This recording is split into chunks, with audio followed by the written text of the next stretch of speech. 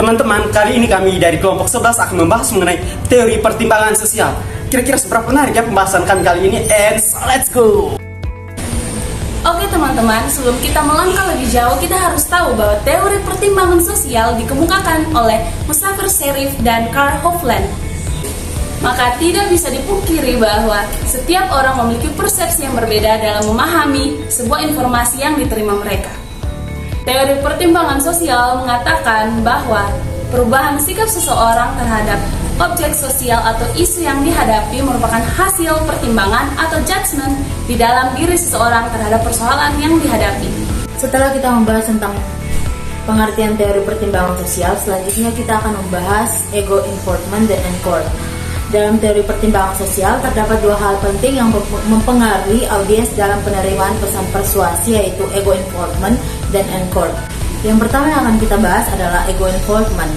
Dalam teori pertimbangan sosial menyebutkan bahwa semakin tinggi ego enforcement, maka semakin rendah penerimaan terhadap isu persuasi. Yang kedua yang akan kita bahas adalah encore. Encore di sini adalah berupa sebuah penilaian awal isu yang diberikan audiens pada isu tersebut.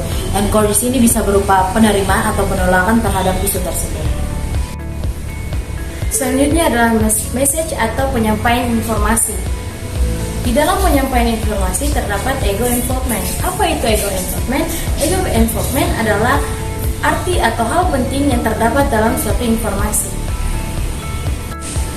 Terdapat 3 poin penting yang terdapat di dalam ego enforcement, yaitu yang pertama adalah latitude of acceptance atau penerimaan, yaitu adalah proses penerimaan terhadap suatu informasi yang disampaikan seseorang kepada individu dan disetujuinya. Dan yang kedua adalah latitude of rejection atau penolakan, yang dimana proses penolakan terhadap suatu pesan yang tidak dapat diterima oleh individu karena perbedaan pendapat.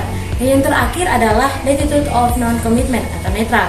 Informasi yang diterima tidak dapat diterima atau tidak dapat ditolak karena sikap netral terhadap suatu pesan atau informasi tersebut.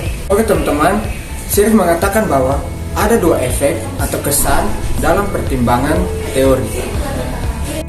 Efek yang pertama yaitu efek asimilasi, yaitu individu tersebut meletakkan isu atau informasi yang diterimanya ke dalam wilayah penerimaan. Efek yang kedua yaitu kontras, meletakkan penilaian terhadap suatu perkara atau isu informasi ke dalam wilayah penolakan.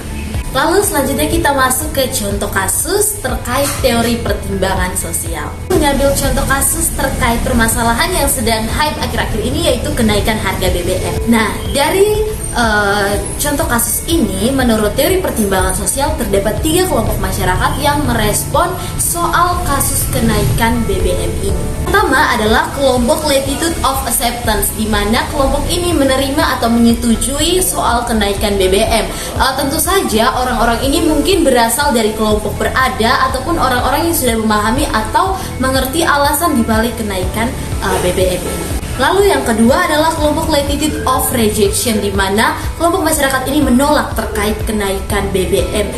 Kelompok-kelompok ini mayoritas berasal dari kaum buruh maupun masyarakat dengan ekonomi lemah, di mana upah buruh yang rendah, namun harga-harga barang atau kebutuhan semakin meningkat sehingga pemasukan tidak sesuai dengan pengeluaran.